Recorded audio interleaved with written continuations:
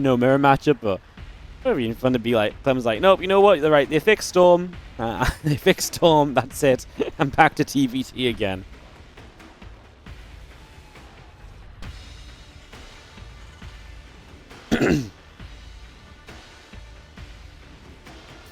In the top right-hand side of this best of 5, we are going to have TVP, and it is going to be the Terran player from Shopify Rebellion. It is ByuN here in the quarterfinals of the WardiTV Team Liquid Map Contest Tournament 15, part of TLMC 21, sponsored by Monster Energy.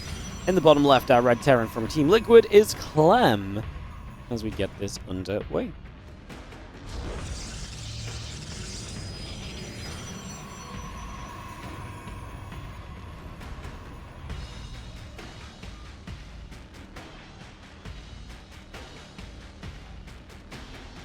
It's interesting how server advantage interacts with who picked which map. So the map that guy A picked gets played on guy B server. Yeah, I mean, I usually do it like this because I almost in a way feel like if you're going to play a worse server, you should get to pick, like you're both going to pick maps anyway, so I always feel like the guy on the worst server should get the map pick for that server. Because there might be certain maps where you're like, well, I like that map, but boy, I don't want to play on it on that server. Like, you know, so there's potentially more strategy to it. I mean, you could argue it the other way around. But, I mean, the other way around, there's no strategy to it where you're just like, well, I'll always pick my favorite map on my favorite server, right? At least I would think so. I also do it like this because that's what I started doing, and now I always know who's A and B. So I don't even know if it's as much about the fact that it could be interesting versus it's just like it helps me know who's meant to be which veto. So that helps as well. It means I don't have to do a coin flip for map picks. It's already predetermined in my head. All these years of tournament organizing, I've got so much streamlined going on in the back of my head already. It's one of those things where like you could do it either way, and it's not really an issue, to be honest. Like, you know, you can pick and choose. It's whatever. I honestly don't think a lot of these things, we put a lot of emphasis on server preference, right? But like, man, like I honestly think, like, don't get me wrong, West Central West is obviously worse than West Central for Europeans, but like, I really don't think the majority of the time people are losing playing the final game on West versus Central. Like, sometimes, yes, like, very close games, yeah, maybe it does, but like, I'm not saying it's no advantage, I'm just saying people make out as though it's like, god damn, it's unwinnable. I just don't know if that's the case. As we are going to see the early units here show up, it's an SCV initially, as now the Adept goes to try and get a little bit more done. So it costs you a Zealot and a Pro, but you get an SCV so far. And I'm going to take a drink because my voice sounds horrendous right now. One sec, guys.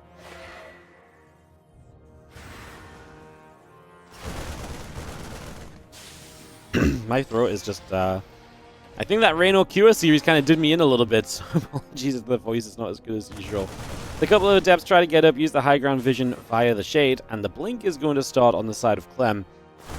Use that Shade for a little bit more vision there. We get rid of one more Marine, and these other Marines are going to continue to chase, looking to try and grab the Adepts here in the early stages, looking for some value, and just going to push those Adepts away a little bit. So nicely done there just now. What's up, Mr. Dingleberry? How you doing? Thank you for the 30-month resub on the Prime. Appreciate you so much. Thanks for priming us up. Thank you for supporting the stream today. Hell yeah, we passed 550 subs as well, guys. It's really been a crazy week on the stream. We've been grinding, we've been putting out, we've been having the numbers have been good. It's been so good. What a great week. Hopefully feeling the energy in the cast as well. I'm feeling good about streaming. It's just a nice week. It's a good week of StarCraft. As you do get some action from ByuN coming across the map to put some work down to the bottom left side. Cyclone coming through, going to get a lock on to an Adept to begin with. The Stalker is going to come around as well, and it's going to fire a shot up. Cyclone taking the nibble there, and the Medevac going to unload a few Marines back into the center. So, a few Marines plus the Cyclone to apply some pressure right now. And I have one more Stalker warping in. That's an unfortunate position because it just can't micro back at all. So it's an easy pickoff. Now a second Stalker didn't fall back in time either, and that means the second Stalker goes down too. And that is going to be a big deal. Siege tank and Marines come up, the barracks on the way through, the Blink is about to be done. Bunker on the way, refinery in production. And the Stalkers are going to go across the map from Clem, of course, try and make use of that Blink.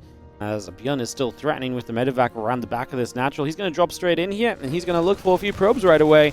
So then we go. First probe's in some trouble. The few Stalkers are going to come across. The Marines are going to gather up. And across the map, Clem is going to be jumping into the main base. It's a big, wide open main.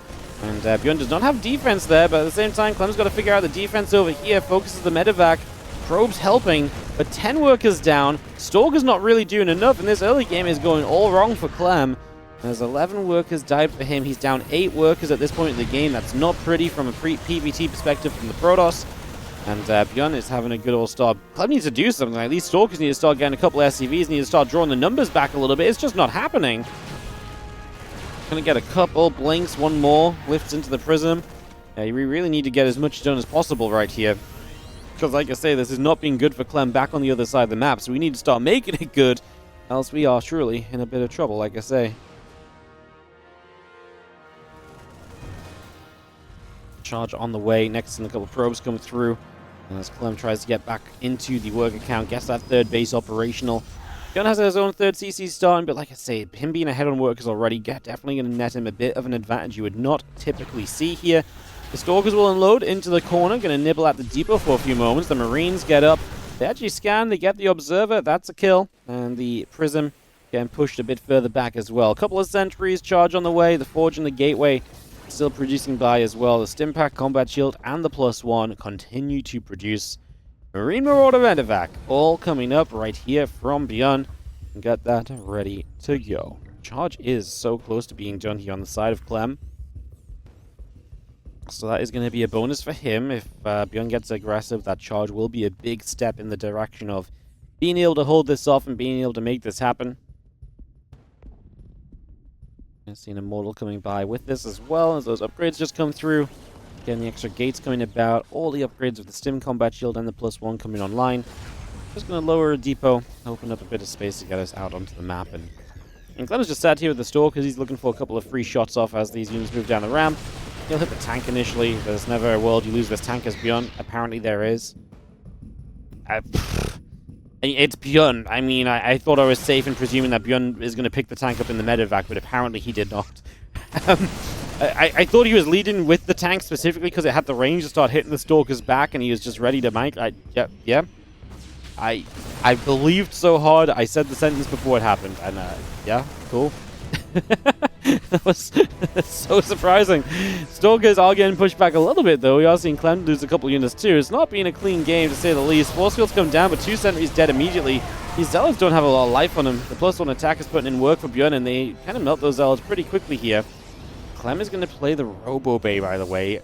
Storm as a guarantee is obviously out the window right now, and so Robo Bay to start us off. Now, I want to remind you guys that back when we first kind of, back when Clem first started playing PvT, it was not actually Fast Storm that was the meta and the way in which Clem was winning out these PvT matchups.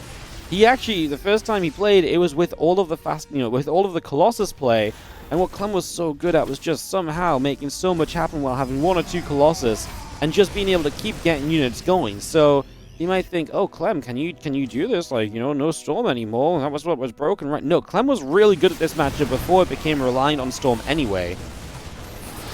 I mean, I'm kind of excited to see his PvT without it just being like a Storm fest, so. A couple of Zealots coming through. Marauder goes down. Zealots are going to dive by. Widow Mines will go off. I was going to say maybe Clem gets the second mine there, but he doesn't. He steps away, afraid of all the damage output available for ByuN, who is heading into the Ghosts.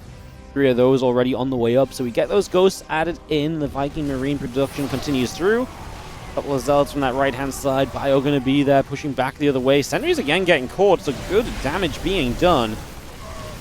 Army continues to fight. A few more Vikings showing up. We will see the medevacs in the sky, and this army is going to have to retreat away. Clem lifts up into the prism. Drop the Colossus! Oh my god, Clem, are you crazy? Yes! Oh, well, maybe that's why, because the Colossus is actually going to be caught by the Vikings. Oh my god, now we lose everything. He probably didn't make he probably made the right call keeping it in the prism at first, as he just doesn't have enough. Right now, ByuN is winning this fight, and Clem obviously losing the prism micro potential, losing the Colossus for the power behind this. He is starting to be in a little bit of trouble, and this is starting to get a little spicy as ByuN continues his way down and across this map. Stalker has to blink backward here. +2 attack. Stalkers and a Colossus in production.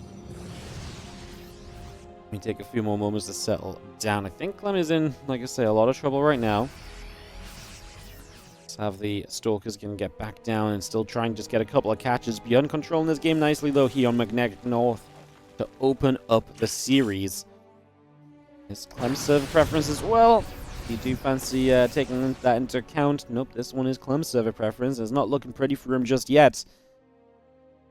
As I'll call Colossus Stalker goes back the other way, so I'm going to fall back up here and see if we can, again, force something of a fight, try and feign some, power by just stepping on the map and be like, yeah, I'm confident, my army's good, I can fight if I want to.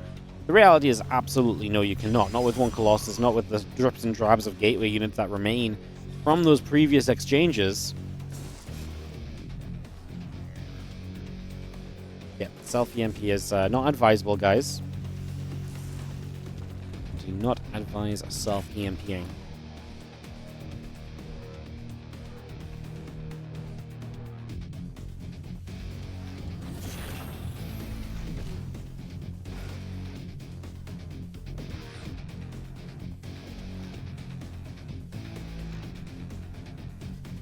I'm still setting up army in the center of the map. +3 attack, +1 armor. Building from Clem. So we get that on the go. The Colossus is still producing, and we have battery. On the way up is a couple of Zealots are going to get, I was going to say, potentially caught by those units there. 1, 2 Zealots going down initially. The other couple of Zealots peeling away to that upper left-hand side. 2 upgrades still coming about, as well as the Ghosts, as well as the ship weapons, Marauders. Bioforce just getting across and playing a bit of cleanup already. We'll take a dive in over here, but I mean, Clem, okay, he's going to come in with the rest of this force as well. Viking count good against those Colossus. Clem has to try and find the right engagement right now, trying to make his way around the left. Still threatening with the Zealots on the right side. Difficult for ByuN to deal with those because he needs so much to deal with them. I think this is a good move for the Vikings, but they're not in the right place. If the Vikings are close enough there, that would have been a difficult position for the Stalkers to kind of get defense, because it would have been on the other side of the minerals they would have to be. One Colossus goes down so far. ByuN losing supply, so is Clem. Pretty similar for the moment. Amounts of losses just now.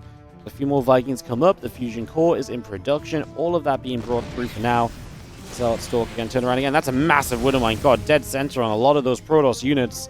Talk about softening them up and making them a little bit more exposed for the next phase of whatever fight is about to happen.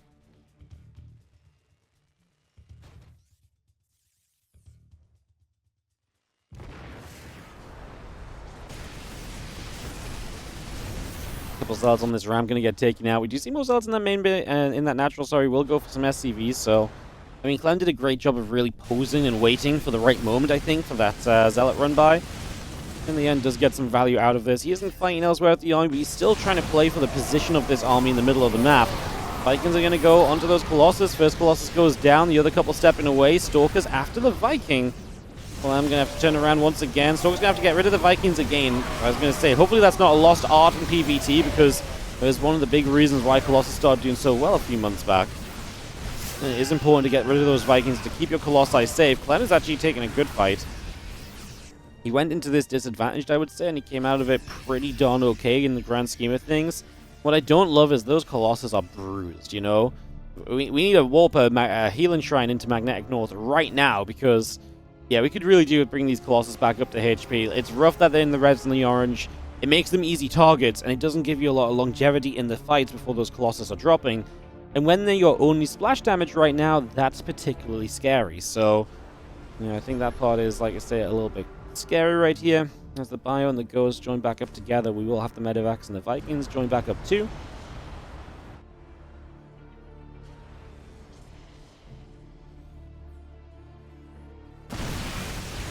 Couple Zealots going down. One Colossus will fall. The Vikings get back over here.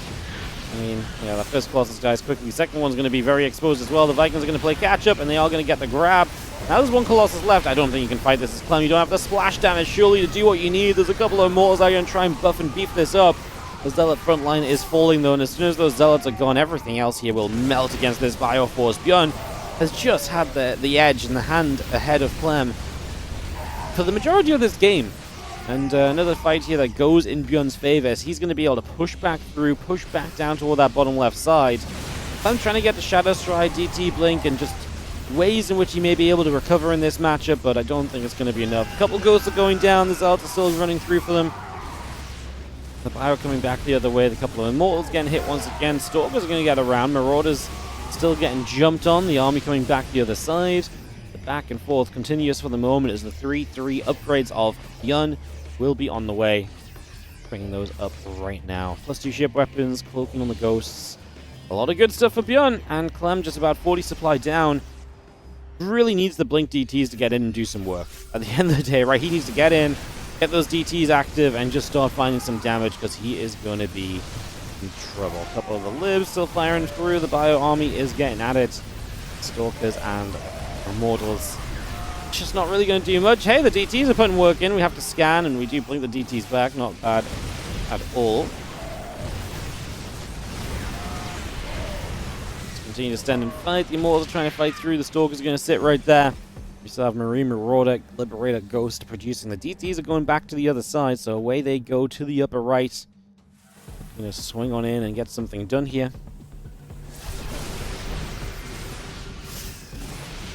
DT gets picked off. Going to make it a double. Going to make it a triple. In Clem's position, the DTs are so valuable as well, so losing them and not being able to reuse them or recycle them essentially is very unfortunate. Clem is still hanging on in there, man. 76 works. This is the exact sort of PvT that we were mesmerized by when Clem first started playing this matchup, because it was just like, man, how is he still alive when he's lost fight after fight, trade after trade, and yet he still keeps on coming with so many more units? And I mean, like, he's still alive in this game. I truly feel like ByuN has been in a winning position most of the game. I feel like most of the fights have been won by ByuN. 7k resources lost better off. He's been trading great. And yet here's Clem, almost maxed out yet again. Looking to still try and cause some fights. Running around with DTs now as well. Second Colossus trying to join this fray. There are a couple of Vikings showing up from the tail end of that Terran army. Finally going to join us here. Disruptor shot lands. A lot of those Marauders are going to be weak. They're going to be easily picked off from now. I mean, again, both sides just dropping in supply a similar amount. Clem's still about, I feel like he's constantly like 20 supply down when I look at the numbers. Clem just refusing to drop down in this opening map. What's up, the Taminian? Thank you so much for the 29-month resub on the Prime as well. Appreciate you. And thank you so much for priming us up. Really appreciate it. Thank you so much. Disruptor shot down into the center. The units are going to split for a moment. You can see that obviously ByuN wants to try and maybe still dive in on this. A couple of those Zelds going down. They are missing a +3 armor upgrade, so maybe not quite as tanky as you want them to be. A couple of snipes going down too with the EMP. Surely this time ByuN capitalizes, kills off this army, and actually gets through to kind of take the lead in this series. As ByuN runs up, the Colossus, the Disruptor, all in trouble. The Stalker's in trouble. Continue to shove our way into this, and a few extra Zelds are going to finally show up as well. ByuN will step back. He will continue to trade, but I think he is going to be all right. GG gets called, and ByuN is going to take game 1 of this best of 5. On this beautiful green map in the top left, playing the Terran. We are going to start with the blue Terran player. It is going to be Shopify Rebellions ByuN, and of course he has a 1-0 lead in what is going to be our final series of today. And again, after today's final series, tomorrow we come in and finish the tournament off. Tomorrow 4 best of 5s and a best of 7 to round out the competition. I'm in the bottom right side. You know, funnily enough, never won this tournament. You know, of all the things that Clem has won, of all the tournaments Clem has played in, and all the things that we have run as WardiTV, Clem has won pretty much everything there is to win. He's never won a Team Liquid map contest tournament. Lost in the finals last time around to QUARTERFINALS, playing the PvT that was earlier this year, back in March. Just never won one of these, which I find a little bit crazy, honestly. And Hero winning a bunch in a row definitely helped. ByuN has been in the finals a couple of times. He's also never won this tournament.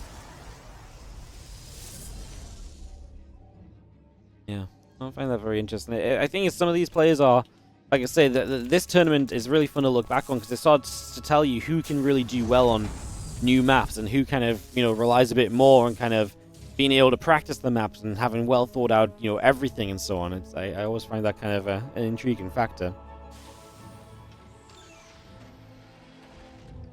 Game 2 of our best of 5. Guys, if you're taking a moment to tune in on the YouTube, I'd just love to once again just say I'm obligated to tell you to obviously take a second to scroll on down, give the video a like, give the stream a like. It helps out massively. Helps more people get to the video and the stream. It gives YouTube more reason to recommend us to people as well.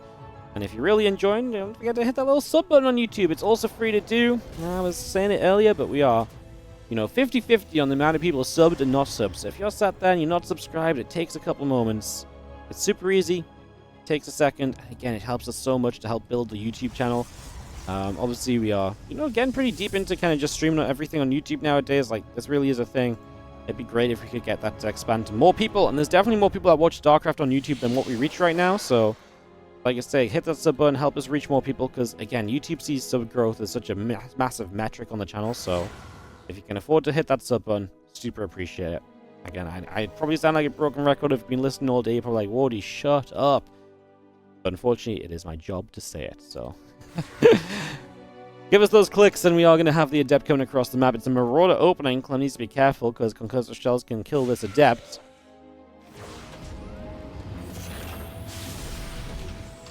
Couple of units coming down. Just going to see the Marine Marauder going to be right there.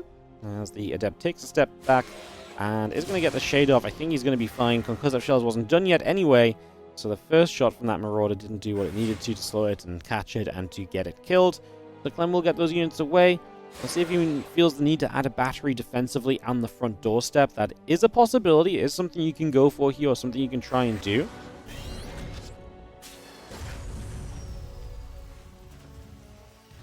Couple Marines and Marauders pulling back a little bit.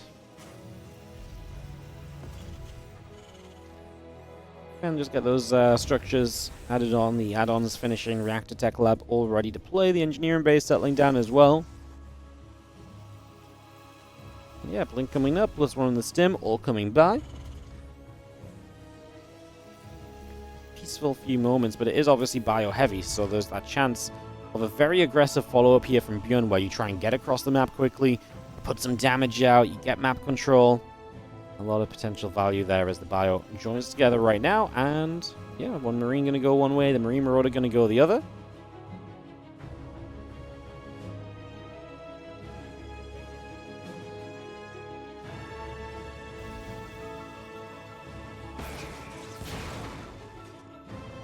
Blink is going to finish very shortly. Still got the +1, the stim in the combat shield coming through. The Marine Marauder army of ByuN continues to go into the center. So just going to push straight to the middle here.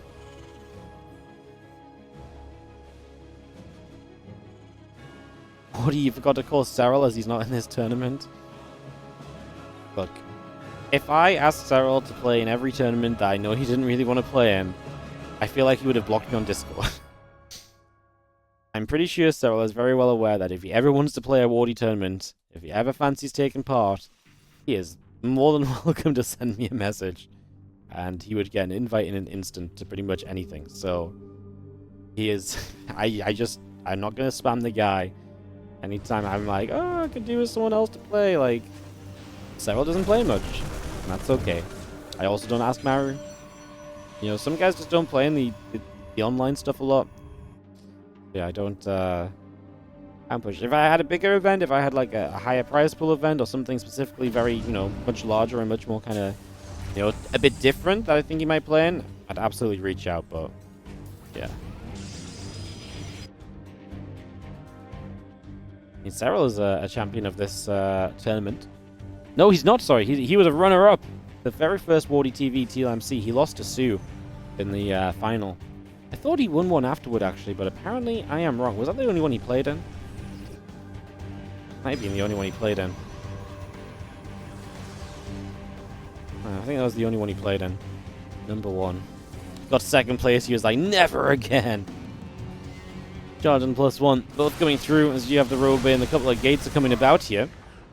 And as the bio settles.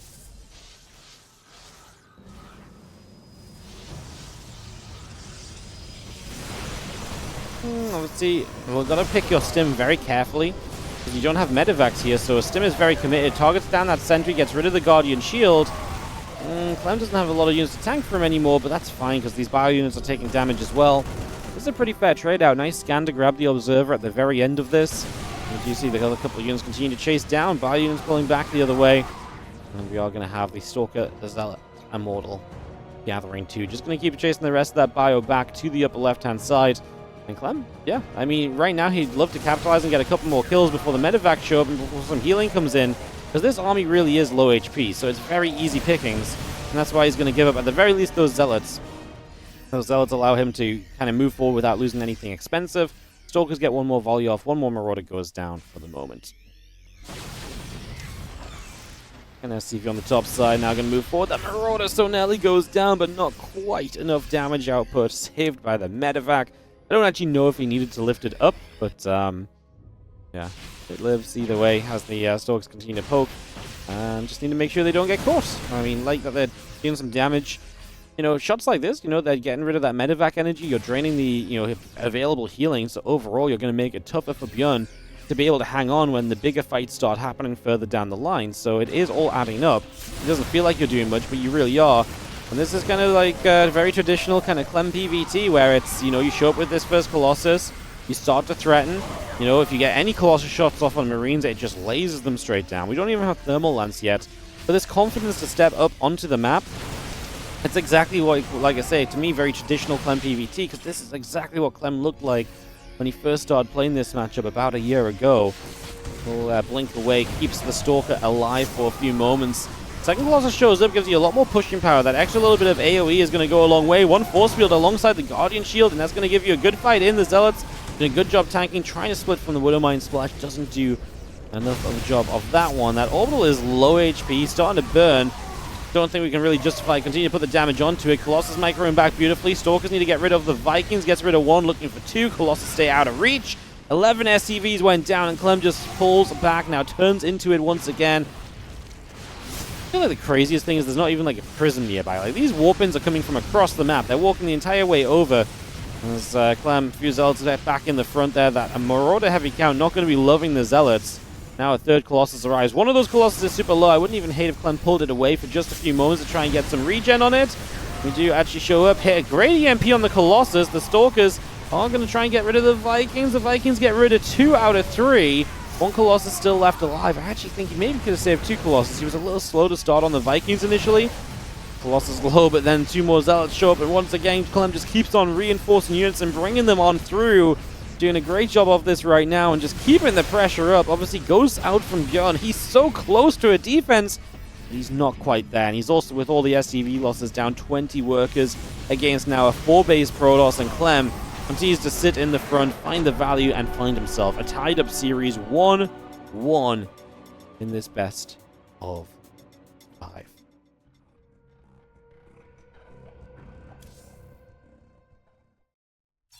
A good mix of good games and some faster matches. Today's really had it all, you know?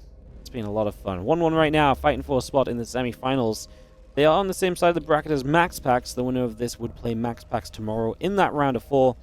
In the top right corner, the blue Terran player is Shopify Rebellion's ByuN, taking on the red Protoss in the bottom left-hand corner. It is going to be Team Liquid's Clem.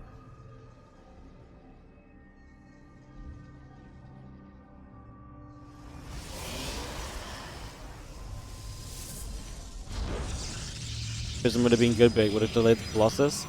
I mean, that's the thing, right? Because at first he had to make the Immortals to help him out initially, and then he goes straight into Colossus. So he's just saying that it's worth walking across the map and just having constant Colossus production too, and I don't disagree. Like, all the Robo units really found value in this game, so not that a Prism would have been bad, but like, it does slow you down, it does stop you to kind of take a moment and go for that Prism, so it is a factor, it is a thing.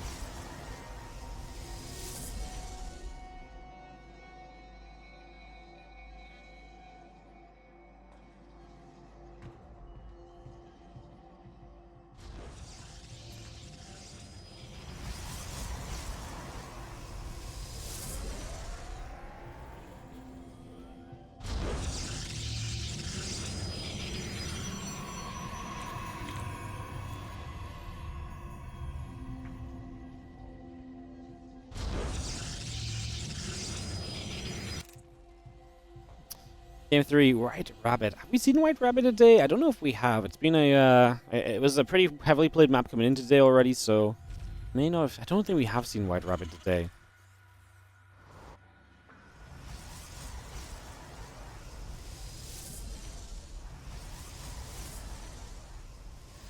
game number 3 of this best of 5. Factory coming up, Command Center coming into play, and get this settled.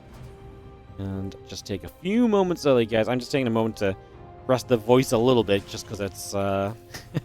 my voice keeps dying at the moment, so I'm just trying to get it through to the end of the day, and we can try and rest it up for the rest of the night after.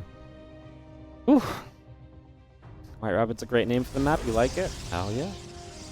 Again, guys, when the tournament wraps up next week or so, there will be a vote on the TL.net forums. If you would like to vote for your favorite maps, the public vote is part of what makes up the official ladder map pool changes. So if you like some of the maps, if you want your say in what you end up playing on the ladder, if you're a Terran and you want to vote every single Terran map into the ladder map pool and have a great time next season, make sure you vote on the TL.net forums when the vote goes live next week. I will be mentioning it on stream when it goes live and when it's available.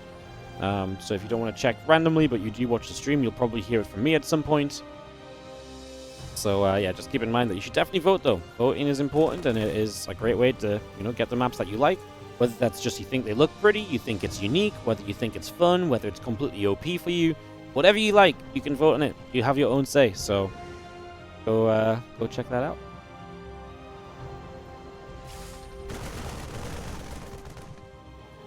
Blink's just going to play against that hallucination as we go into Blink here from Clem and get that started up. It is going to be a Hellion from ByuN, so we're going to have 3 Hellions with the medevac. So Marines dropping, Hellions running in is typically the combo we expect to see here. And we'll see what Clem's split on the defense looks like, as obviously this is one that can go very wrong very quickly if you're not careful.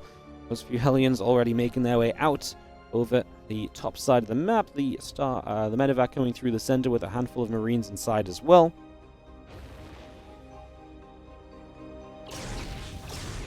Hallucination takes a moment to just clip onto that medevac. So you see it coming. It's a good idea of where the medevac is going, but it's also about knowing where you're going to be able to defend the Hellions from. But I actually think these Hellions gave themselves up because they ran through the third base and they attacked. So they actually, Clem got a bit of a heads up. Not sure what happened there. Well, the medevac drop does come in. The Marines unload. Medevac is actually going to be able to successfully get rid of the pylon that delays your blink. So that's a little bit of a win. We've lost 2 probes so far. The Hellions coming back. We can get rid of 1. That gets rid of 1 shot potential. Get rid of 2. Yeah, the medevac does well. The Hellions not so much. 6 workers killed in total here. Like I say, the blink delay is fairly significant. Don't just cancel Interference Matrix. He did. So he has that starport building a Raven. It was just kind of faking maybe it's cloaked just in case Clem gets some scouting done. Obviously, there's no scouting to be had. And ByuN is going to send the Raven across the map. It's currently moving down the right side of the mini-map. That's what that little blue dot is, if you're just watching it for the moment.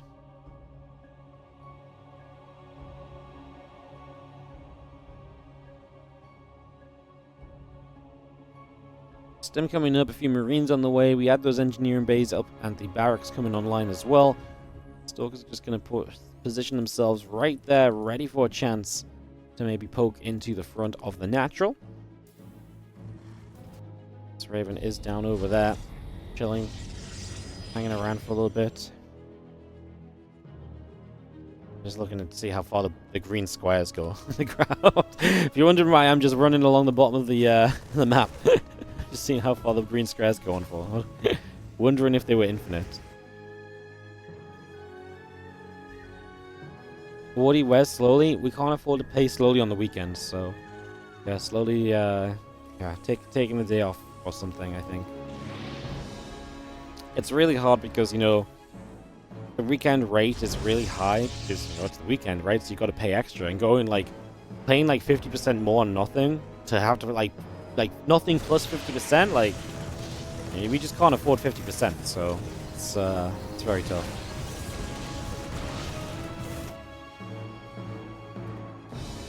Couple medevacs will go down. We are going to see the auto turret is going to be good for a kill in the end. So Raven is somewhat okay. It's obviously going to linger on the map typically as well. Don't imagine it's going to pull back anytime soon. We do get the scan, which is going to get rid of the observer. So the observer goes down, and that's neat. Clem sees the chance to get 1 SCV, gets that with a blink back, and away we go.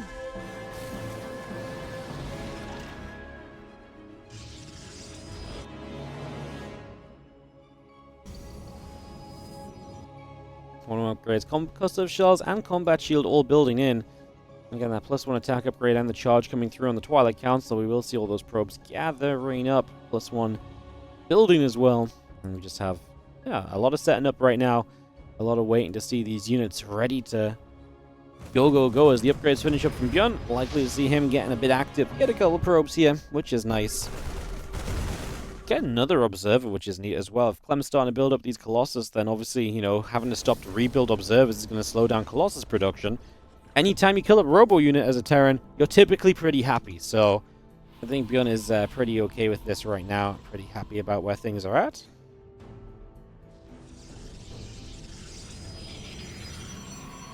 Thermal Lance will start. So we get that Robo bait reducing away. 2 Vikings on the way as well. That's Raven predictably comes in this time around, and Clem is just right on there to deal with it. So no problems at all on that one. Very passive compared to the last game where Clem was like, I'm going to stand in front of your base and make your life miserable. This game, Clem's been held back. Now with 2 Colossus, he maybe steps up a bit, but it just looks like it's a hallucination, so still just hanging back. 3rd Colossus on the way through.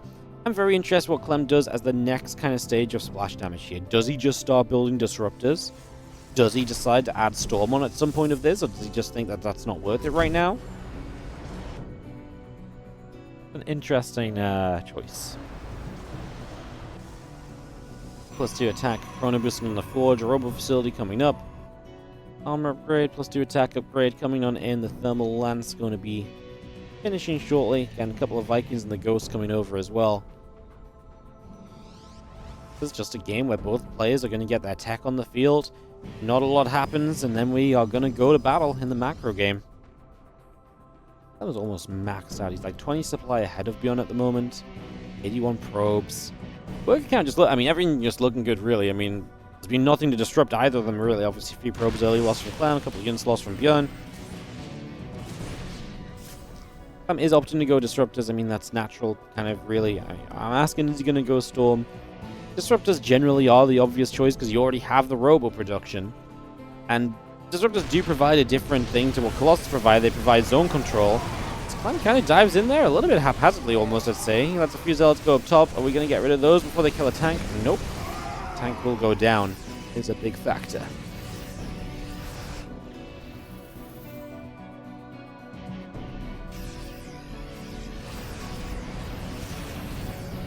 Two will be finishing soon. Got the Dark Shrine building from Clem. A couple of Disruptors on the way. The +2 attack upgrade coming online as well. Still got the Gateway, the Zealot coming up also here. ByuN gets rid of that Zealot on the side. And again, 2-2 still building by. A couple of Vikings, Marines, and Marauders coming up. The barracks are on the way. And ByuN is, what, about 20 supply off the max out. Just got to be cautious because don't want to be caught too far away there as the Zealot Stalker comes up. Just going to see the Vikings already taking some big damage. Now the rest of the ByuN coming through too. Disruptor shot goes in. Just going to be aiming at the Bioforce there. Does not really do too much. Clem really doesn't like Storm. It might also just be that in a tournament setting, I'm not going to say whatever, but in a tournament setting he might just be more comfortable with this style as well, rather than figuring out how to use new Storm after only a couple of days. But I mean, what I think is kind of crazy, that thought, as Disruptor shots come through, Clem trying to zone this area off a little bit. But more Disruptor shots coming by. Ooh, now they're hitting the Ghost on that left side. Ghosts don't die one-shot to Disruptors anymore, though. I was going to say, I'm still not allowed to, because ByuN is like, I want to fight. Wardy, shut up, commentate the game. I want to hear you talking about my army. But it just got blown up, ByuN, so that's what. How do you think about that? I was going to say, I actually wonder if...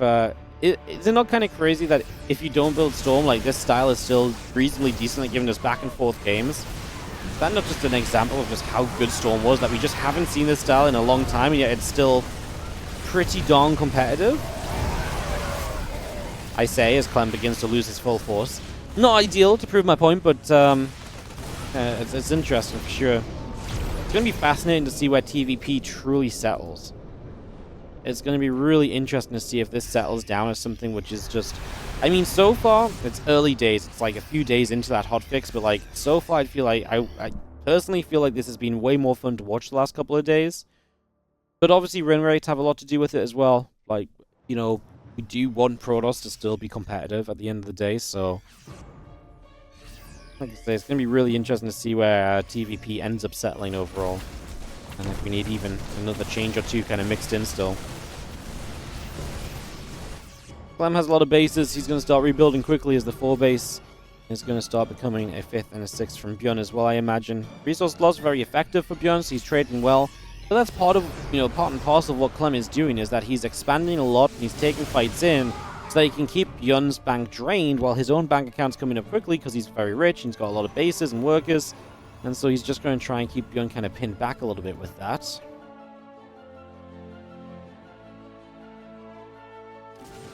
What happened to switching to carriers? It's very difficult to switch to carriers in PvT because you've got to, like, especially in this game, Clem's got to have resources ready to rebuild a lot of the time.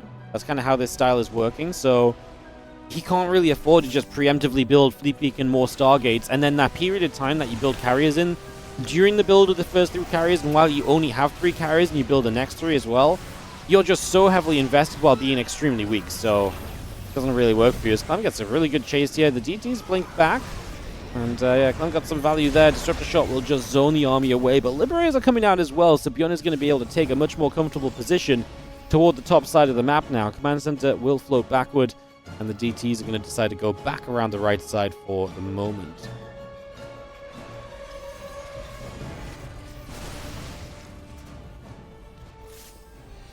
The Bio coming over. 6 SCVs going down as the DTs do make their way in. And once again, he's walking in and blinking out to make sure he preserves the Dark Templar. And is able to find even more value because of that as well. So, love to see it as the units do step forward. Disruptor Shot. Going to be good for a Marine. The Vikings still chasing. Stalkers blink underneath. Multiple Vikings going down. The rest of this being chased still.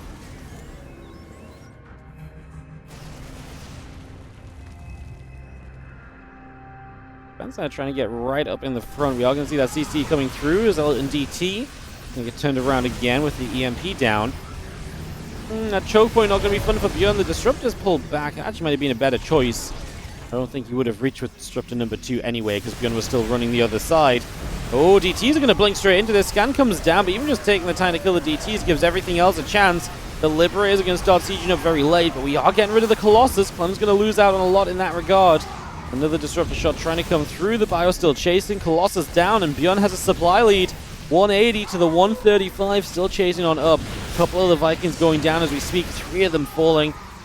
And ByuN settling down outside the base that he's just established. And he will survive. Clem bounces back on supply quickly. He's going to rebuild Disruptors, so he's going to be Zealot, Stalker, Disruptor from here on out, it would seem. It's not a great army. It's always the army that can kind of move around the map and trade and try and find things, but I feel like it's always very hard to end the game with a Zealot, Stalker, Disruptor army, because Disruptors just aren't really that kind of a supporting techie unit that really help you to kind of close the game out. Like, they put, they take good fights, they cause some good things, but it's hard to win a game and, like I say, close the game out with Disruptors a lot of the time.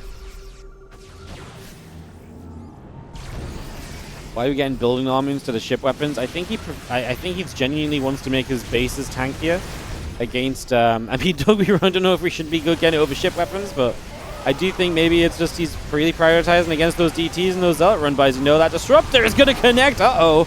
ByuN took a massive shot there. There's not too much to follow up with it, though. There's just the Stalkers left, and they can't hit too many of the low HP units. Now Zealot's going to come in from the other side. DTs are going to make a play for the Planetary Fortress here. There's no repair from ByuN. He had a long time to repair this. A lot of the DTs go down due to the missile turret being there, the Planetary and Liberator fighting against it. I'm just going to blink forward, start to get rid of some of the Liberator control in the middle of this map, and he's going to fight back through, and he is going to be able to shove his way back into position. A couple of DTs are still going big. A lot of units lost to the Liberators, but Clem is on a supply lead for the first time in a hot second as ByuN tries to restore a base after the DT work has been done. He's already gone orbital here.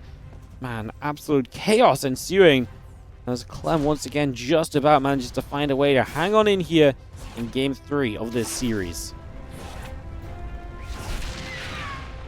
DT gets in. Again, just annoyance, right? Just gets in, bit of damage, gets out. This one does not get out. It actually does get killed, so at least ByuN taking a bit more value away from what that DT would have been. Otherwise, stop it from coming back again later without it being another built Dark Templar, which is, again, ideally what you want to be doing at pretty much every point of time in this. The DTs are still building, the Colossus still coming up, the Nexus and Cannons are all on the way through, so we're building all of that up, getting those numbers going, the DTs swinging at the depot. Middle of the map, the Liberators are going to get sieged, the Bio's going to take a step forward, EMP comes down, Clem going to commit to this fight though. Viking count non-existent, we're very Liberator heavy, that's fine, but the Liberators are quite deep, so Clem is not taking Liberator damage at first in that fight. When he gets a bit deeper, he starts to. That's when he starts to pull out anyway. Now the DT blinks away. Again, just trying to get a DT here and there all the time. Clem's starting to take the upper left base. I mean, not even really slow down to look at the bases on the minimap here because it's just been pure action. But Clem has got the top left base coming online as well. That's an interesting scenario. Look at this DT. He's actually going to go down to the Liberator, but it gets a couple more workers. As now the Colossus are shooting from outside of Liberator range and going after that orbital command. ByuN is finally getting the +1 ship weapons, by the way, so just a note on that he is finally getting air upgrades. Stalkers are going after the Vikings. Colossus will not fall to the Vikings. Good target fire. 1, 2, and 3. Vikings are swept under the rug, and they are cleaned out, and allows allows Clem to stick around with the Colossus. DT is warping in once more, man. Just Clem really taking the map. Like, he's taking both, like, left and right top bases or bottom bases that ByuN is meant to have. And that's going to be an issue long-term for ByuN. Like, I don't know if we're at the point right now where it's an issue, as DTs are going to try and make a dive onto this planetary. It's not good enough. Does not get it. So we do see another fight here. Better Viking count, can't get rid of those quickly with the Stalkers. That means that Clem has to step away once more. The Vikings looking to get through. Disruptor shot landing on the Bio. And we continue to chase. Bio coming straight on down. ByuN actually with a good little fight here as Clem actually has to retreat. The Vikings are still going. They will get rid of every Colossus. They all fall. A lot of low HP units and disruptor shots would connect and kill on those Marauders because they've lost a little bit of HP already this time around. Would have been really nice to be able to grab that if we could have had it, but it's not meant to be. Once again, Zealot Stalker coming back through. The disruptor shot will launch. It will not find the connection it's looking for, though, as the DTs are still swinging their sights at that Terran army. Clam down 153 supply, ByuN to 175. He flies over here and he's like, what? There's not just a base, there's a battery, there's cannons, there's a probe. He's building probes off it. What is going on? Factory over here is like, what's going on? He's going to build a Widow Mine to stop mine. I mean, okay. A little bit of chaos, a little bit of silliness in the corner bases. Like I say, if Clem can stop ByuN from ever getting those online, that would be a big game-winning play, basically. So that's one thing you can continue to play for as a win condition, perhaps. I love these DTs, by the way. They are just saying, you know what, you've got a lot of stuff covered here, ByuN. What can I actually find? And sometimes it's just a refinery, you know, but it's a distraction, it's a scan, it's units that have to stim over there to deal with it. It's less attention being made on this army, it's less ByuN moves and more Clem moves. And we do see a Liberator, though, that's nice. Do the same thing the other way around, where Clem now has to go and deal with something. He's trying to defend against the factory, which has landed on the base of Clem, which is on a location that should be ByuN's. I mean, can you say a more ridiculous sentence than StarCraft 2? I don't know if you can. The DTs blink back in to play defense, and they're going to hold against the Bio that gets sent to deal with them. Absolute, utter nonsense. If I was only watching this game, I think the caster was on something. Because our Colossus are going to go after this army, and ByuN's taking a lot of damage here. We are going to see those couple Liberators trying to hold that area, trying to fight back through. The Bioforce trying to get there. Stalkers going down. Disruptor going down. Those Colossus are in trouble. They're going to start getting jumped on, but we have another wave of Zealots. That nearby Nexus providing the fast warp in. It's actually kind of a big deal here. ByuN's still playing around the middle of the map, playing around this orbital, whether that's on the right side or left side. That's where Clem is trying to attack in and around from, and that orbital is basically ByuN's home base. And he keeps falling back to it. Liberator heal, get rid of some of these extra probes in the corner. That one's obviously a little bit silly. Probies over here. Yeah, Liberators don't have as much vision as they used to as well, as a thing, right? Like, Liberators, what are we doing, man? That's funny. Alright. These bases, every time I look at them right now, I can't help but just think, like, what are we doing? Like, this is so totally ridiculous. But it makes sense. Like, Clem's right to try and take them, and ByuN is absolutely right to do whatever he can to try and, you know, deal with them. Because he can't afford much to deal with them, because he's so pressed in the middle of the map as well. He has to keep holding against that main Clem army. I do love that Liberator getting a bunch of probes at Clem. Clem having to stop to rebuild workers. He's building 8 at a time because the Nexus count is ridiculous. But that's still 400 minerals, right? That's a bunch of Zealots that could have been instead, so that harassment is hitting hard.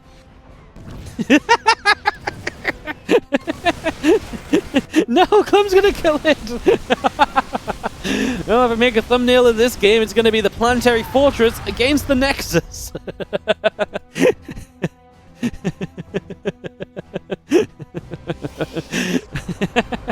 Alright, guys. We hit a part of the day where the games make no sense anymore. As we have 23 minutes. Clem versus ByuN, professional players. As the Bio is actually going to take a stim in the Disruptor shot. Just a decent connection. The Zealots don't really want to chase further. Stalkers are going to try and prioritize the Vikings while the Colossus retreat. Clem in general wants to retreat. That's what the Disruptors let you do. They let you force the Bio army back, giving you a retreat without the Terran just hitting you the whole way. Very important. The Liberator over here going to get even more probes as we once again try and chip through that Clem economy that has been surprisingly stalwart throughout this. This Liberator obviously has the vision to get bang, bang, bang onto the DT's anti-missile turret for providing that detection. ByuN now does clean up that base, right? So, you know, it's all off a Planetary Fortress. ByuN cheats. He actually uses an army to clean up the Nexus instead of a Planetary. Unbelievable, as the Stalker's going to get through from the Liberator, and a little bit more of a harassing force from Clem, because he's just going to try and get what he can. Vikings are priority as well if he can get those, but he's out of Stalkers to one-shot them. Now the rest of the force coming through the other side. There's only a single Colossus that I don't think that's a fight you take as Clem. He's down 40 army supply, by the way. Trying to find those Disruptor shots. Clem, money in the bank still, can get Max back out. He's going to go 9 Dark Templar. Still looking for utter, pure chaos on the map. DTs are going to be his way to try and still steal himself into something of a victorious position here. The Bio steps across, the batteries in the cannon go down. This Nexus will fall.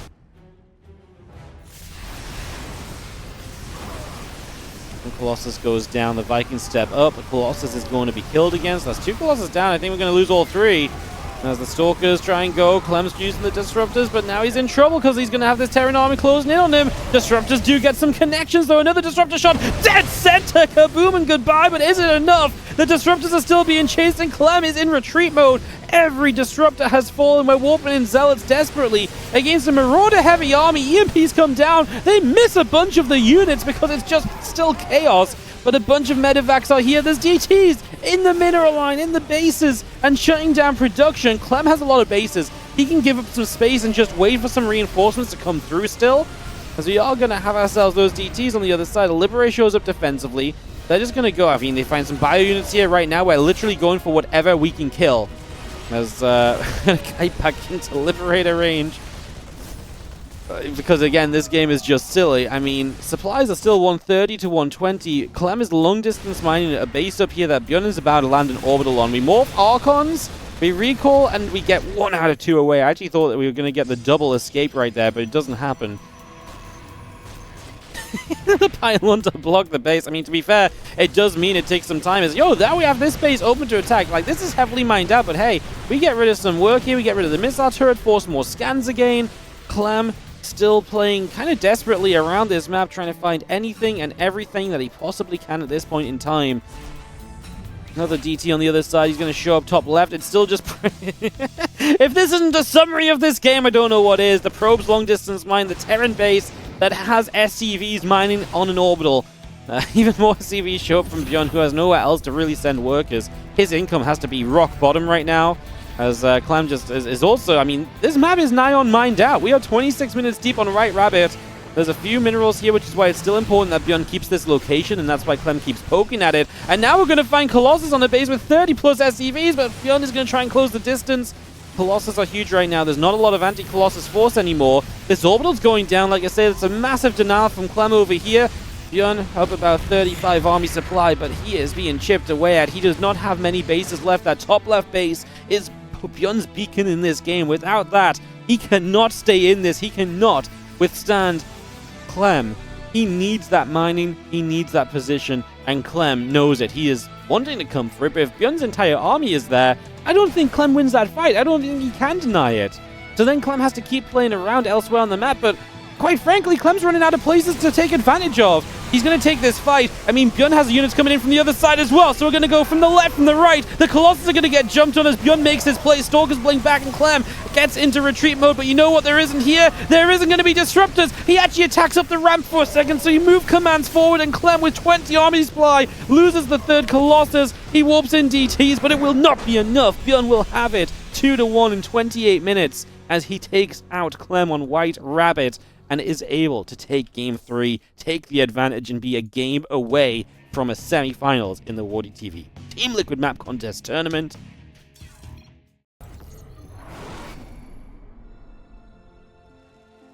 In the bottom left-hand side, up 2-1, the blue Terran player is going to be ByuN from the Shopify Rebellion, as we've just been talking about. What a ridiculous Game 3, where he just about held on enough, kept it going, and is now a map ahead in this series. In the top right side, Clem, our red Protoss player for this matchup. And we get this underway.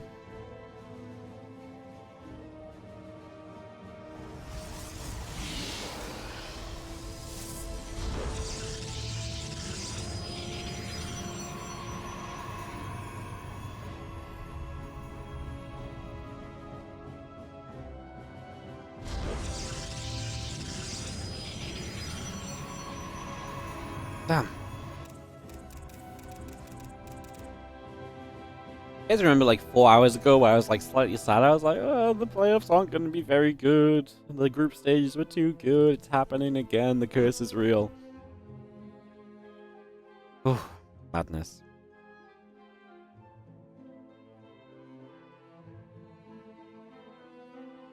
Would you let me get a quick pause? You got to run outside. Bro, have you seen the series we're watching? Put the pause on the IRL.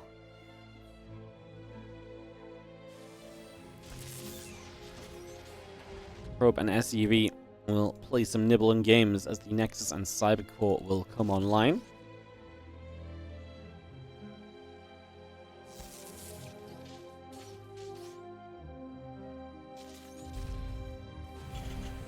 Andromeda. I don't have the energy to really tell you guys much about the map. There's a rich Vespene and half base in the center that's going to be difficult to hold, but kind of worth noting.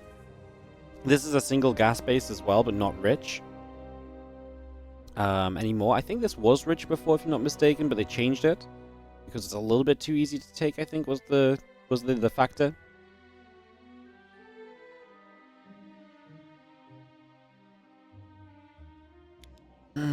Pro pulling back in toward the main. Adept pops out of the gateway, and we get ourselves ready to start up back into this early game of Terran versus Protoss.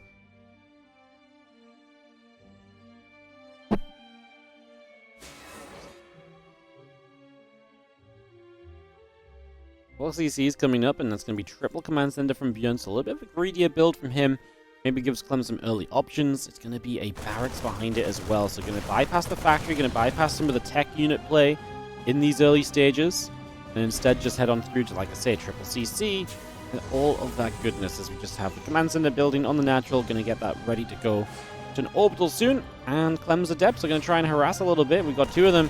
High ground vision again being used nicely. We're going to cancel that shade and just go for the single marine kill and say that that's good enough for us right now. Just going to run with that and go from there.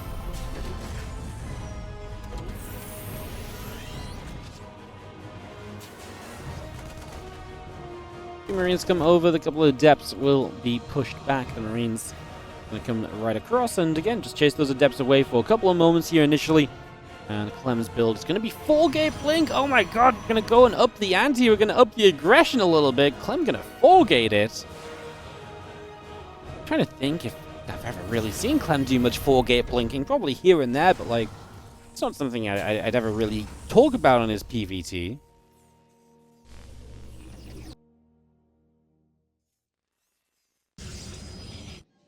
Orbital building through, the barracks coming online, Stimpack is coming up as well, and we just got a lot of that on the go for a few moments. Robo facility, gateways, blink, everything coming through, factory in production, raw prison building. We're obviously very close to getting ourselves the Blink Stalker aggression out across the map, and that's what we're going to be focusing on for these early stages. Now, it's interesting because obviously ByuN's going to have a lot of bio units early, but he's not going to have Stim at first, but he will have Stim faster than usual to defend. The question is because he's not going to have like a stationary kind of building block defense of like a siege tank and so on, does Clem just get to pressure and really bully his way into position and do a lot early? This is also a natural with no ramp, so it's going to be easy to poke here. And then you've got an easy kind of poke the natural, blink up over here option. And if ByuN is fully reliant on moving those bio units around, I think there's a lot of chances that Clem can get a lot done with this. So let's see as we have ourselves the first Stalkers arriving from Clem's side of the map. And obviously the Prism will be here to back this up. And he can start deciding how he wants to approach this. He's going to just go for the bunker straight away. I don't think he has the damage for it, though. The SCV pull was fast, speedy. And there are the bio units coming through. But even just stepping away, the Stalkers get a couple of the Marines. And again, this is the moment where we don't have Stim available just yet. Clem probably wants to stop to get the warp in a second. Again, you threaten the blink over here. You don't have to blink in. But it moves the bio units once again, so it gives you another chance to maybe jump onto that Nexus. He's supply blocked, though. That meant he didn't get as much warp in potential as he should have had, I think.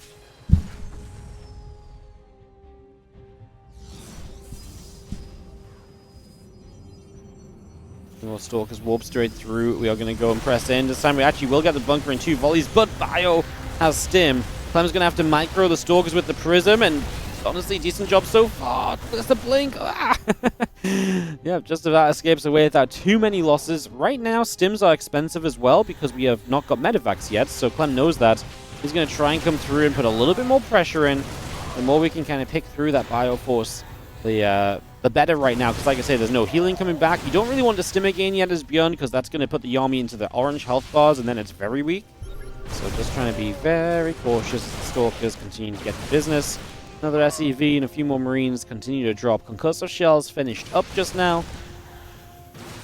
And that Bio army continue to come back through. The Stalkers are going to step into the right-hand side. The Prism is going to be right there to, again, help micro with these. Great job so far from Clem. Charge coming up. The third Nexus did come online. He's a few workers ahead right now.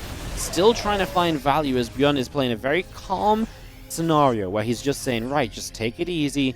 Let's not overstim. Like I say, he's not rushing to those stims or anything. He's just taking it easy, getting a few shots off here and there where he can, and just slowly progressing through that Protoss army.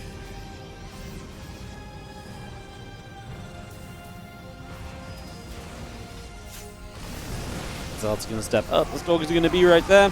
And we are going to be seeing the jump in. A little bit more committed from Clem, trying to get, with the Zealots tanking, just get a bit more value. Prism going to load the Zealots into the main. The Stalkers will escape down the bottom side. All the Bio was over here, so there's a good chance to get rid of a couple of workers. The Zealots going to run the other way to hold up the Bio, I guess. Yeah, I don't know how much I love it. We're going to get a few SCVs because obviously he warps into the mineral line anyway. I guess the main idea is you're just trying to keep as busy as possible in the main base because it's going to give the Stalkers a chance to do more as well. In the end, Clem loses another Stalker. Going to get back to the natural. Zealots unload over here. He's building Immortals behind this. He's playing a very beefy, I'm just going to keep on fighting you kind of army. Especially with the Immortal production. He's not bothering to tech in the splash damage yet. He just wants to have whatever he can that can scrap quickly and early in this game. And he's probably going to look very soon for, a jump on this third. That's fully fledged and fully committed. Now, the Prism is still trying to do its thing in the natural, but extra Zealots just showed up. So already one Immortal coming over here. Now, the first Immortal is just the one that's popping now. We're trying to get the medevac. Again, if you get rid of medevacs, it really means you can, maintain this pressure because then the Bio can't really stim very much. And if it does stim, it's going to be super low HP. So any medevac you get rid of makes it very difficult here for ByuN defensively. Those couple of Zealots are still chipping their way through the mineral line, getting rid of a bunch more SCVs. 12 workers fell already. It's still pretty darn close as Clem continues to poke in on the third base for the moment. Prism just going between the main and the natural has been such a bullying position. We try and target fire down the orbital. ByuN does recognize it in time for the SCV pull repair. As now we have a big warp it into the main base. Hold up a second. This Prism's over here. I thought it was in the natural. I think ByuN is starting to run out of steam a little bit because he's not really got the numbers in the low ground. The Prism will escape once again. Clem has a fourth base up behind this whole scenario. Once again, we're going to jump in toward the medevacs here. The Immortal is doing work, and Clem with just a beautiful Game 4 to tie us up and to take us to Game 5. I mean, come on. In the top left-hand side, our red Terran player from Team Liquid is going to be Clem. And in the bottom right, our blue Terran player from the Shopify Rebellion, it's ByuN. Guys, final map of the day. I'm just going to take a quick moment to say thank you so much for watching. Viewership has been through the freaking roof today. We've been flirting with 1,700 viewers on Twitch. We've been above 500 on YouTube, which is really crazy. Hope you guys have enjoyed. Obviously, if you do enjoy, do not forget to come and check us out tomorrow for the final day of this competition with the playoffs day 2. Game paused. Clem's going to pause while I sigh. What a nice guy. So don't forget to join us tomorrow for the final day of the playoffs. Obviously, if you're on Twitch, hit the follow button so you can see when we go live with that action. If you're on YouTube, like the video, subscribe to the channel. Again, so many people watch on YouTube unsubscribed. Please subscribe. It helps us out so much. I genuinely think we could have a good push at the end of this year on the YouTube and keep on growing it and keep on pushing out to a lot more people. So hit that button. It really does help. It's free. It really is a massive help. Thank you so much for watching. I appreciate you all. Let's hope for a banger of a final game and see what we get whenever we get to resume. Hopefully very soon. I mean, I didn't need that long to tell Clem I wasn't asking for people's money. I was just asking for their likes and subscribes, you know, and their follows.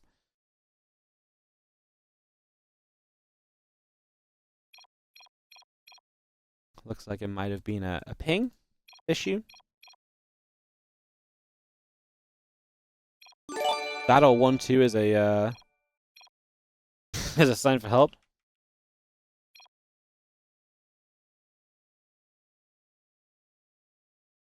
Game resumed. We get back to it. Alright, game number 5 here. What's up?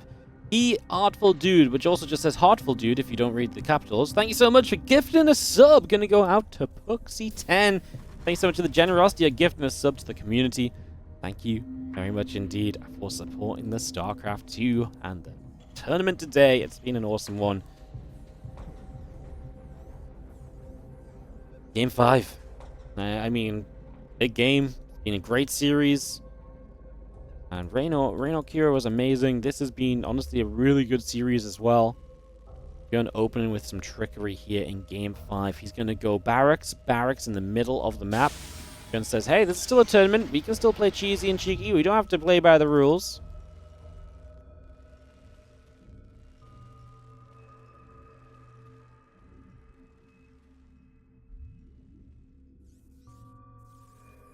First Reaper on the way, second barracks is about to finish. We have another SCV just chilling here, obviously, from building that first Rex.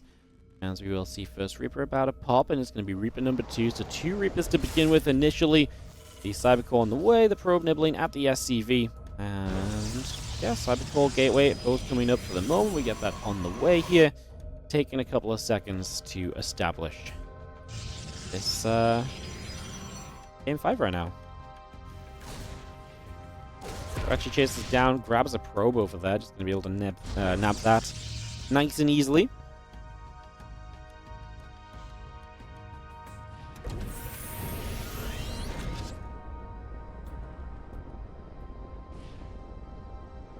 Reapers will be there. Third Reaper about to pop. So we have hidden this completely. So Clem's not fully aware of what's going on. Obviously still no barracks in the base. It's a pretty big factor there initially, as the few Reapers will now start to make their play toward the upper left-hand side. So going to start going on a little bit of a journey. Stalker spots this, but the Stalker going to be in some trouble. And yep, the Stalker on the map is going to die. So it's a Stalker down. As Clem probably just assumed it was a hidden Rax, not really doing much. But yeah, that's going to be a little bit of a catch. He has got a second gateway, though. See, whatever it was, he was taking it seriously by going second gateway before we see additional tech here. So he does get that set up, and again, those 3 Reapers gather together. Stalker on the way through. That warp gate is going to be finishing very shortly, as we just have a couple Stalkers popping. Should have plenty to deal with the Reapers at the end of the day. Let's see where they want to try and dive in. That's going to be the bigger problem for Clem, is that these really do have a choice to kind of go in a couple of different directions. The Stalkers will push out. The Reapers will get taken away for now. So far, so good. Twilight Council about to finish. A couple Stalkers still coming online. Warp gate is going to be done in a moment as well. So we got that warp gate completed. The Stalker will position itself just in front of the third base for a few moments as well. So again, just get that settled down for a few moments. And yeah, Blink is on the way up as well, as you can see. Clem's build is nothing too crazy. Just the second gate early because he was afraid of the pressure from his opponent. Now ByuN heads into a few Marines. Stimpack is starting. The starport just completed. And the Widow Mine is not far from being done either. So that Widow Mine will complete. This medevac is going to begin. And the robotics facility coming up on the side of Clem as well.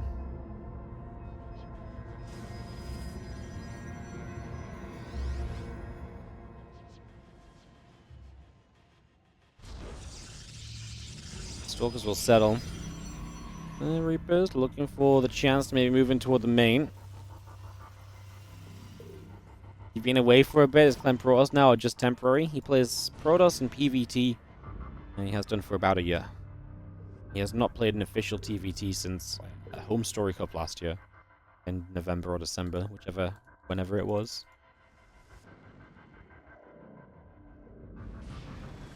Marine tank coming up from ByuN, and we do have the couple of Reapers are still poised to. I mean, they never really did much. I'm following them around, like, do something, you know, prods with the stick, make something happen, do something. It's just like, yeah, nah. Couple of Widow Mines on the medevac, as they are going to come around at the top, look toward getting to this natural expansion, and obviously threaten them. Maybe with the Widow Mine distraction, the Reapers will make their appearance and try to, find a little bit more value. Obviously, they did still kill a Stalker early, so it's not like they did nothing. Hey guys, that's a Templar Archive, so Clem is going to build something completely different here. Oh, we're going to get the catch on the Reapers, and ByuN is not going to do much more with them. 2 out of 3 go down and make it 3 out of 3. It's a cleanup. Clem gets that little catch. He's not going to let the Reapers get away with trickery or extra harassment or multi-pronging. But yeah, that's a Templar Archives, and that is Storm on the way here in this Game 5 of the series. So after playing Robo, it's now Storm time in the final game. As Clem moves the factory off the tech lab, gets ready to put a barracks back on in over there. I wonder if this is like if ByuN's not really expecting it, if he's ready to play against like Robo, this could be something that catches him off guard a bit again. We're actually going to get, I think this is our first look at Storm and PvT today. Is this our first PvT today? We had MaxPax Young earlier. And MaxPax played a bit of Storm, no? I can't remember, that was a very long time ago. That series doesn't matter anymore.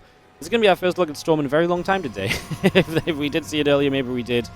As that Storm is about halfway done. Charge is going to be done, and that Forge is going to be coming up. Nice scan, gets the Observer just out the edge. ByuN very good at catching those Observers. Of course, has been made easier over time, but still a keen eye to make sure you grab them at every opportunity. Let's see, Storm and Charge both on the way up. We got the Forge and the Nexus coming through, the extra couple units warping in. And we just have ourselves the +1, Concussor Shells, and Combat Shields building from ByuN. Those upgrades are going to finish soon, and we're going to be ready to rumble.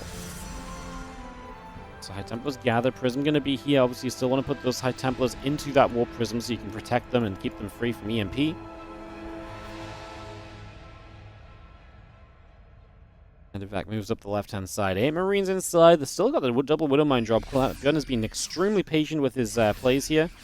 That Observer does get by this group of ByuN, sees a bigger push out into the center. Clem may have to be a bit all over on the defense because that Medevac's up that left side, remember, as well. Oh, Clem is moving forward. Let's see, that Widow Mine drop is actually going to try and go to the natural right now, so we're going to dive in over here. We are going to be seeing the Widow Mine is burrowing. Good defense initially, but there is the drop in the main base at the same time. The battery here will help. A few Stalkers warping in. Now he dived the third base. Clem moved over to deal with the thingy. That's a Stalker in the Warp Prism, not a High Templar. 14 probes go down. Uh-oh, attacking the main base has been the disaster. The Marines are doing work over there, and ByuN gets a ton of damage done. Clem is going to fall apart to the multi-prong. Triple. Oh, and the Medevac gets away. Triple prong aggression. Widow Mine drop, Medevac drop, and a big push at the front. And he kind of saw 2 parts of it coming. He knew the drop on the Widow Mine was ready. I don't think he saw the Medevac on the left, but man, this was a brutal one. I think he just lost that Medevac to a Stalker in the end, actually. As Clem takes 20 workers of damage, was it? 22 workers dead in the game. Didn't even get to cast a Storm because he was just not in position. He pulled way too much over to deal with the initial Widow Mine drop, and he just disregarded the possibility of what else was going on. The High Templars will be there in the Prism, and we'll just get a little bit of an eye on those Medevacs that are sat to the left, so you know about that position. As ByuN is going to stim a few units back over this right side. Is he going to Observer Hunt? Or what is he up to? Doesn't look like he's Observer Hunting. It looked like he was stimming after the Observer, but I'm not sure what that stim was for. Oh, now we're Observer Hunting. Clem's running across the map, down 20 army supply. Needs Storm to do some work for him here, realistically. Gets a jump, gets an EMP, gets feedback on every single Ghost. I mean, that could not have gone better. The problem is the Widow Mines are putting in work, the Siege Tank's putting in work, There is the drop on the other side. We actually do play defense there. We're going to drop a storm on that ramp. I think Clem just needs to get away. He still lost kind of a lot on that other side of the map. That honestly was as good as a fight as you're going to find. Hits the feedback on every ghost, so no energy available on those fresh new ghosts. Kind of jumps on them as well. Bit of chaos, and obviously ByuN tries to drop at the same time. That part gets cleaned up very nicely. It was just Clem was still messy on the bottom right. He lost a lot. Nice storm is going to get a good amount of damage on those SCVs. Obviously lasts a long time now as well, so mining is, impacted for a little bit longer. Prism pulling back to the top. Clem sits behind a couple of workers. Not ideal against a muling Terran. As he tries to get a fourth base going. That fourth base definitely delayed from the start. Robo Facility and Robo Bay coming online from Clem. We see Ghost and Vikings on the way from ByuN. Clem with the +2 attack upgrade. ByuN will delay his 2-2 because you do want to essentially kind of prioritize Vikings and Ghosts at this stage of the game. And so you're going to basically say, I can't afford 2-2 while doing that. So you're going to prioritize the 2-2 afterwards.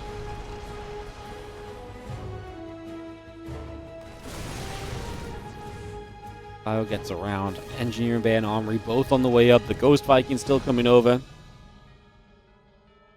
Vikings to kill the Prism. Potentially prep against the Colossus, and also does zone the Prism if nothing else, even if you just get a couple out already. So I think, yes, right now it's probably just zoning the Prism, but it's also a good step towards Colossus should Clem tech switch, which in this case he is doing. So I think it's a little bit of a double whammy. Like, it helps you now, and it potentially sets you up for later as well. Oh, that's a good Ghost. That's a good EMP. The Templar not in position to get that zoning storm from to stop that army from coming through early. That was a good EMP. Clem just did not see that Ghost arriving from the bottom, from the middle section. 3-1 upgrades now starting from Clem. There's a 2-2 from ByuN. He's going to go with ship weapons at the same time, so that's where his next bit of gas investment falls to. As the bio gathers up, the barracks still on the way. Still got those 2-2 upgrades building by as well. That +1 ship weapons, like I say, is going to be a nice little addition for ByuN, but a long way from any of that kicking in. Prism play is going to start, and ByuN is very focused at the front. He's not really had to play defensively at all yet in this game, and so he's going to load up and double drop into his main defensively. That's fine, but this is just the start of this attempted aggression. Oh, we actually storm on the unloading medevacs. Prism does get a warp in off. He's going to get a few more zealots as well. SCVs will fall here. Obviously, Clem will lose a good chunk of units, but he gets 12 workers. And obviously takes some attention there. Gets a couple of gateway bio forces as well, thanks to the storm that came down initially.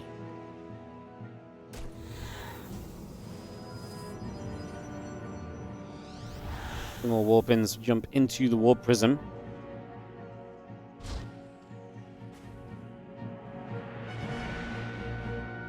Army setting up that right-hand side. Again, the ship weapon upgrade coming through. The 2-2 upgrades are coming across.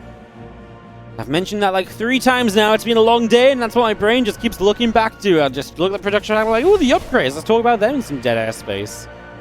How many times can I mention them before they finish? We're at 3 so far. As Clem heads down to the bottom side. How does ByuN fall behind in workers? Because ByuN probably cut worker production because he was on 3 bases for a while. So he was at the point where he didn't need more workers for a good portion. That's where Clem can play catch-up. Realistically, Clem wants to be getting to 74 workers ahead of ByuN. The fact he got there behind ByuN means that ByuN has still been in the economic lead because of the start of this game. So, and obviously ByuN lost some STVs as well. Clem did find some damage too.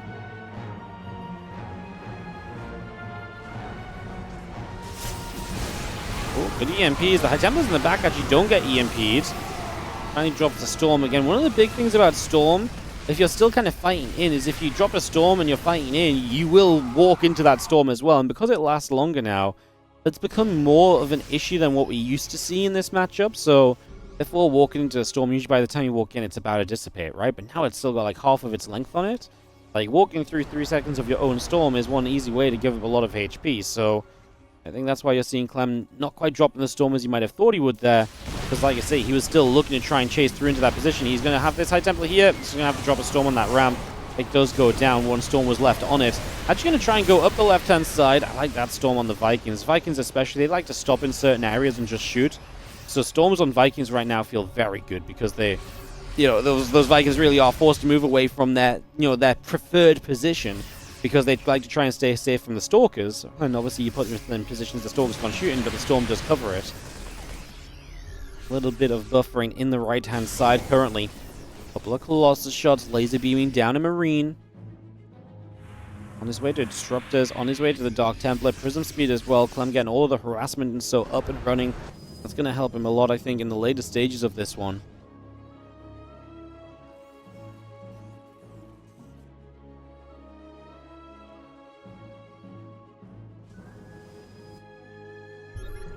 Three coming through, +2 ship weapons is on the way.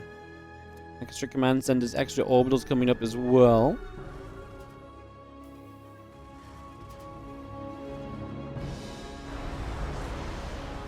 Extra liberators are going to produce, obviously that's a big deal. But the +2 ship weapons you actually do have, obviously those liberators being super powerful, so ByuN, I think on the right track for a later game situation. Clem going to keep on taking some bases, taking some expansions.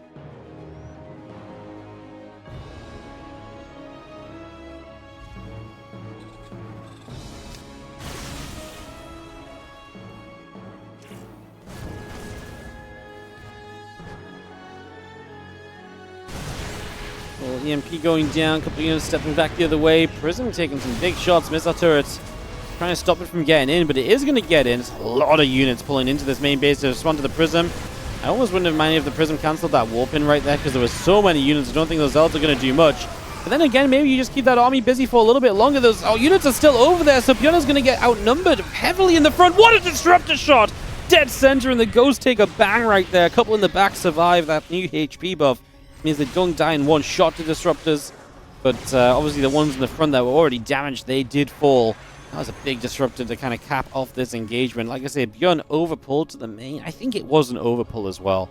I mean, that was just a ton of units, and they were still there when nothing else was really going on. Obviously, that's the chaos of the situation, but you got to get that amount of units back in the fight. And it wasn't just a few Marines, it was Marines, Marauders, Ghosts, like there's a bit of everything. You want to defend, but you can't just give up everything, right? As the High Templar here looking for a way to potentially drop a meaningful storm from afar. I'm going to get Stargate Fleet Beacon on the way. I wonder if he's feeling comfortable enough to actually maybe... Because this game isn't chaotic trade all the time and busy like we've seen earlier. I wonder if he feels comfortable to maybe make his way to some later game air units. And I wonder if it's also just because he's seen the libs. Instead of trying to fight this with like Stalker Storm, he's actually just going to be proactive and actually build up a Tempest count to deal with the Liberators and not get to this position where he has to keep on bouncing around the libs, especially in a game where currently ByuN is setting the libs up super defensively across 4 bases. Clem may just say, cool, in that scenario, let's just get Tempest up. Nothing crazy's happening right now. He's actually going to go Carriers, so it's not going to be the Tempest I thought. But it's kind of Clem just saying, this is the kind of game I can get that up, and it is, if you're going to play that defensively, the better call. If they're building libs and playing like defensive libs on 5 bases, you have a lot more kind of maneuverability to kind of work around the Liberators and find fights through the Liberators. I think in this case, with it being a much more kind of 4-basey kind of slow-going setup, Clem has now started Carriers while ByuN takes the 5th. So actually, by the time it comes to fighting these libs on 5 bases, you can just have air toss against it, right? So that feels a lot better, and it feels a lot more consistent, probably, from Clem's point of view. You'll have to be very careful with Stormers and the Interceptors, though. I imagine that's not going to be a fun one if they get sent in the wrong direction while Storm is down. Couple Stalkers on that top side are going to get hit. Just see the Carriers continue to come through. The +2 air weapons coming up. It's a Disruptor shot or 2. Yep, I like that. Disruptor shot from afar. Doesn't kill everything. Puts it low. Forces some medevac healing. Again, I'm a big believer that if you get a good Disruptor shot like that, great if you can follow up on it. But if you can't, then I also like that because I don't think it should be so punishing. That would have been a lot of lost supply before from ByuN. As we are going to see the armory going down. It's nice and vehicle plating. It's not the most important of upgrades right now. A massive EMP hits all the High Templar. Everything was pumped out from Clem. He does end up falling. He is clearing up supply, which is basically being replicated into Carriers. So he's getting a lot of Carriers up, and we are heading deep into this game for final map of the day as these two fight for a chance to play Max Packs in tomorrow's semi-finals. It's going to be a great series. Either ByuN's going to play more awesome TVP, or Clem Max Packs is usually always a lot of fun as well. Very exciting.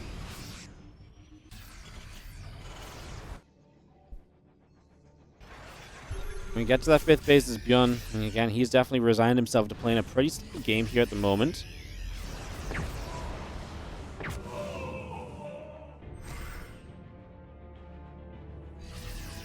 Those 3 ship weapons is about to complete. We do have the high tempos and the carriers all coming up. The bio. Actually, a good chunk of units heading to the top right. Maybe that's what we need, ByuN, to do something to move Clem around. But it looks like he was just checking for that base. It's not there. Is that where the position when he's like, oh, cool, he doesn't have the 1, 2, 3, 4, 5, 6, the 7th base location on this side of the map? You know what? I'm okay then. Let's go back to sitting on 5 bases. That's what ByuN's about right now. There's a few more command centers come on through. The anti-air scenario right now from ByuN is 8 Vikings. 10 libs are pretty good against the interceptors, as those stalkers are stuck over here. And then obviously still got the ghosts and a handful of marines. ByuN now sees just how committed this air army is. He instantly starts one more Viking. He starts missile turrets as well. So yeah, he's really realizing just how much Clem has carrier-wise. I don't think he was quite ready for Clem to be this well set up. That's a good storm, but it's going to start killing interceptors as I guess we move kind of through it now. A couple of liberators absolutely delete a couple of units that were there. Jesus. Those Vikings are not having a good time. We're now building 5 Vikings at a time, but there's none left on the map. ByuN to the top right side. We'll find a nexus. We'll find that base. That's great. Clem is still lurking around with an army that's going to be very difficult to fight. We've seen Tempest on the way now as well to give us a bit of range fighting, so we can kind of poke from afar. Ooh, ByuN is trying to fight onto that. I don't know if that's really something you want to do at the moment. Like I say, I'm pretty afraid of this just... I mean, this air army is powerful at the end of the day, as ByuN actually just get a recount on this Nexus. Clem was on his way to clean this up, and ByuN just said, nope, you built that Nexus a teeny bit too soon. I'm going to not let you have it that easily. Nuh-uh.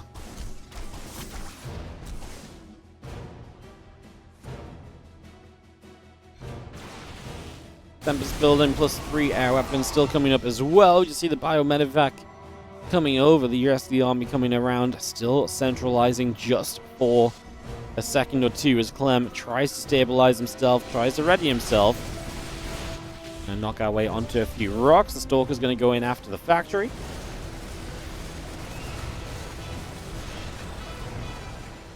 Knock that down in that top left side. ByuN going to start focusing maybe some pushes towards these bottom left bases. Again, very close together with bases now as ByuN takes the bottom left, and obviously Clem has bases there as well. It's kind of an interesting standoff because realistically as ByuN, it'd be nice if you could stop Clem having that these bases here. I don't know if Clem needs to keep them because he could just expand top right instead. So there's kind of still options on the map.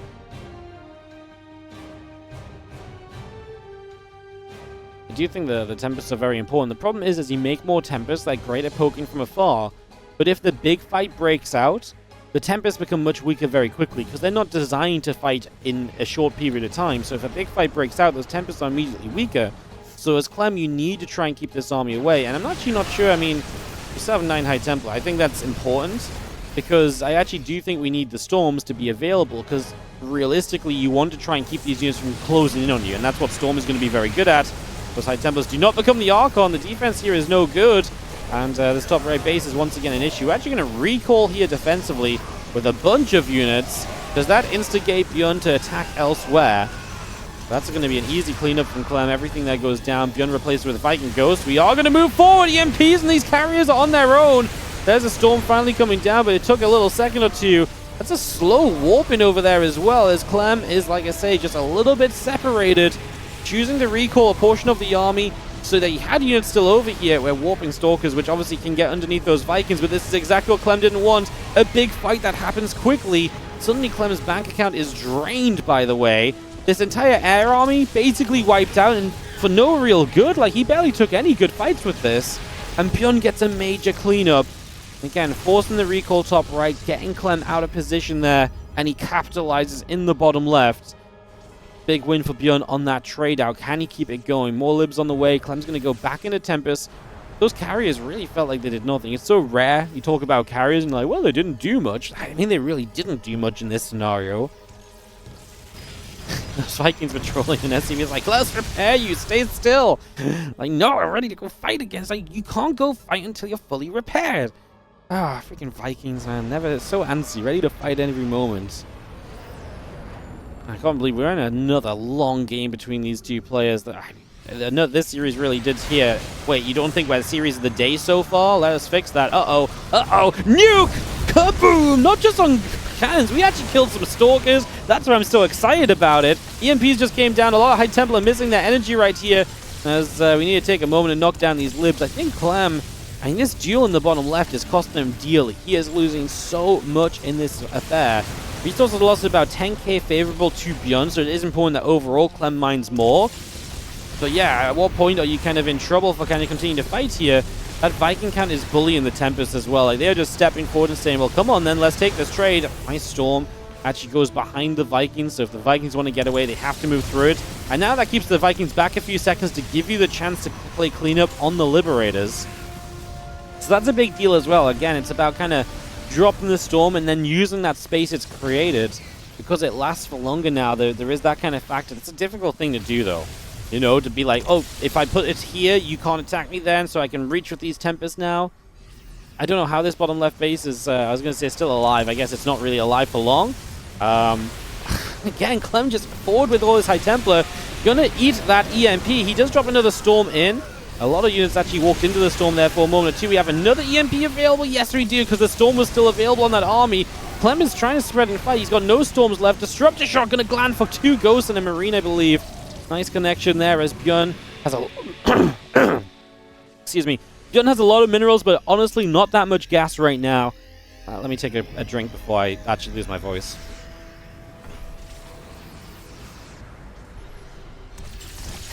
Tempest from afar, Medivacs taking some hits.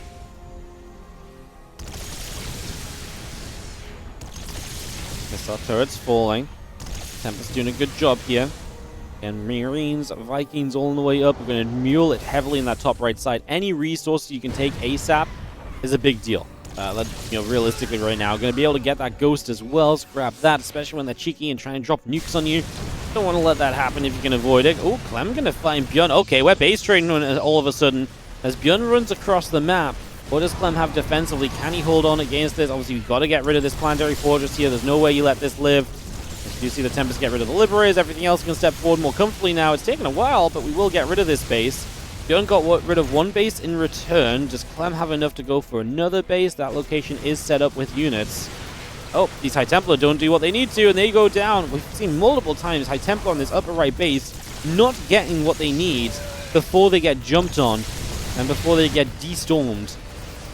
Clem's still pushing through the bottom side, though. I actually think he's got good pressure here. Double planetary in position to try and hold that location. That's how important and how desperate ByuN is to hold this position.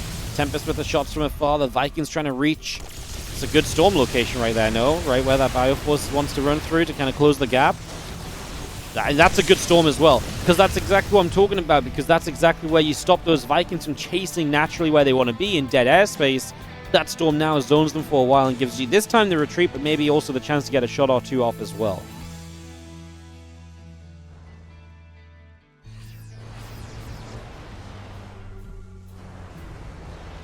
Still moving about. Clem looking for a chance onto this army. I'm just going to grab the EMP on the Observer right there. Going to take that out. ByuN still has a ton of minerals, but he is low on gas. The problem is, what can you really do with minerals here as ByuN? Missile turrets, maybe? Might be worth adding a few.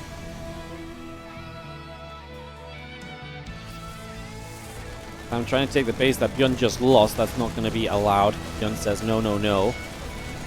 ByuN just have that one base in the top right side. Obviously got rid of some bases to Clem. Clem's really, this bottom left is very important for him now, because that is the majority of Clem's mining at this stage. He really needs to kind of cling on to this. The Vikings taking a step or two forward. EMP's all over, man. We're not hitting a Storm at all. It's Clem there. This army at the top is going through again. Clem is going to find one Storm finally, but not enough. And he actually might have to recall home. But if he recalls home, yeah, then this base is in trouble. ByuN going to bully his way down on the bottom side again. Storm comes through. I mean, I don't know if Clem can really hold this position, but the thing is, if he backs off, it's only going to be another of his bases that come under fire straight away anyway. I wouldn't care so much about that location for Clem, but he's obviously getting cut off from his main base, and you can't just give up your production. EMP onto those Zealots as they warp in. We do have Storms available here. Going to drop one down, push that army away a little bit, and it's going to remain for a little while. A lot of High Templars actually dropping some Storms here, and I mean, obviously Storm alone is not a defense anymore. Doesn't do enough to just be its own kind of defense, so you need a few units there as well. And that's what Clem is struggling to find in that top side of the map. Resources are kind of getting drained for Clem. He is still mining bottom left bases. What he maybe needs is maybe to get some Zealots into that top right base that ByuN is mining from. will run by. I mean, I know he's not rich right now, but that's the sort of thing that can also, you know, obviously it may cost you, but it's also going to hurt ByuN in a big way. Take a chance. These are freebies. Viking Liberator misrallied. We're in a game where every bit of gas counts, and that's going to hurt a little bit. Big EMP. Storms, though. Storm's actually hitting hard, and ByuN's going to have to run out of that, or stand in them. Decide what you want to do. He's going to run back through the storm, so that means he's going to take some damage, and Clem chasing. Disruptor shot into the center. It's not good enough to kill ByuN, but it is going to get rid of a bunch of units and give Clem a supply lead, as now this Liberator back to the bottom. Clem going to clean that up. Units coming back from the top from ByuN as he tries to gather everything together. We're 120 army supply each here. It's a very close game because these armies are so close and there's not a lot of rebuild potential. ByuN has a lot of ways to build Marines. Marines are not going to win you this game, realistically. Like, maybe if you trade super evenly, like 10 Marines after will do okay, but that's not a realistic scenario. Good snipes on the High Templar, knocking those down as the Ghosts get active once again. The probes are going to get sieged upon. And this mineral line is going to be in trouble, and Clem cannot afford to lose mining right now, and he does not have a way to really easily clean up the Liberator. Has to send a Tempest. That will take a little bit of time. Find some Storms over here. Drops all over the place. ByuN actually stands in that one, moves through that one. Clem trying to jump in with the rest of these units. The Tempests are going to try and go running. Here comes the rest of Clem's army. There's not really much getaway from ByuN. Low HP, does have to stim. One medevac can't lift everything up. At the same time, though, we're starting to lose this base. That's also important because every bit of mining still counts. We are going to drop the Storm, and that helps to push him away. Clem continue to chase back through. Marine medevac on the way up. 11 Marines, like I say, it's all we can really build right now, and that concerns me because the less tech units we're having, the better Clem's army looks right here. And I think we're getting to a point where Clem's tech army is actually just too good for what ByuN is able to build at this stage. 32 minutes deep here on Winter Madness. Well, it's been a madness kind of game. Stalkers get under the Vikings. A couple of those go down. 115 army supply apiece. It is, again, just Marines on the way, but ByuN's getting the top right bases, and he's going to get gases, and he could maybe afford some more tech units, and Clem's not really been in a position to take those bases away from ByuN. And what's also kind of a big deal is that Clem takes the bottom base, but don't forget, ByuN mined from some of that, so it is missing some resources. Just in case it did come down to final resources, like that might matter. It's still about a 10,000 resources loss difference right now, so we're still kind of just hanging in there. Pretty similar to what it's been for a while. The Vikings move back. Ghost Marine, Viking, all on the way through, getting set up at the moment. We have ourselves a few more units just on the way. 6 Vikings at a time from ByuN is huge. Again, getting something that can really deal with this. Big push up to the top, and Clem has to decide how much he spends on kind of going back there to defend, because if you move too much, it's going to clean up easily, and then ByuN dives on these bases over here, and that's the issue. Scan comes down on Clem's army, so Clem is going to be seen, and ByuN starts to make the move in both locations, and again starts to strip Clem of this mining. Those gases top right are such a big deal. ByuN getting those bases online is an absolute game changer at this point in time. Clem is truly starting to lose production here. Nice Storm on that ramp, and ByuN kind of wanders into it for a few moments. Stalker still trading out. Marauders will go down. Do we have enough? Oh my god. A DT shows up. Where have the DTs been? Still Dark Shrine a long time ago. They've not really been super active or super viable, but hey, let's get some DTs over here maybe. I think Clem forgot he had a Dark Shrine, honestly. I kind of forgot. He built that so long ago, like 15 minutes ago, and was that the first DT we've seen? He's lost 2 DTs all game, like almost pretty much yes. Funnily enough, it's he knows it's coming. Beautiful scan, beautiful spot from ByuN. I mean, that's crazy. We're 34 minutes in the game where we're scanning a DT essentially mid-map. I mean, come on. That's ridiculous. Scan comes out. Storm comes down here. Oh my god, the Vikings have to split, but they split into more Storm. Uh-oh, the Vikings are taking a beating right now. Clem gets underneath them with the Harkons. Oh my god, ByuN just lost so much of his tech army. Oh my god, can we stop the air army anymore with no Vikings left? Maybe not. Planetary Fortress is going to be jumped upon here.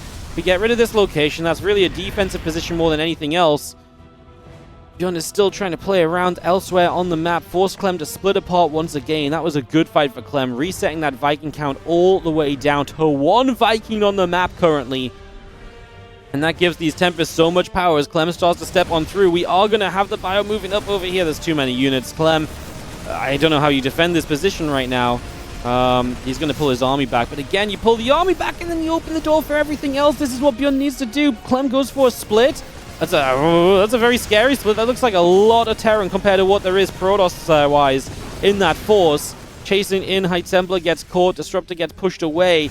Is Clem going to lose his bases down over there? He is going to get, obviously, a very good cleanup here. He's going to pick off a lot of units, dropping storms.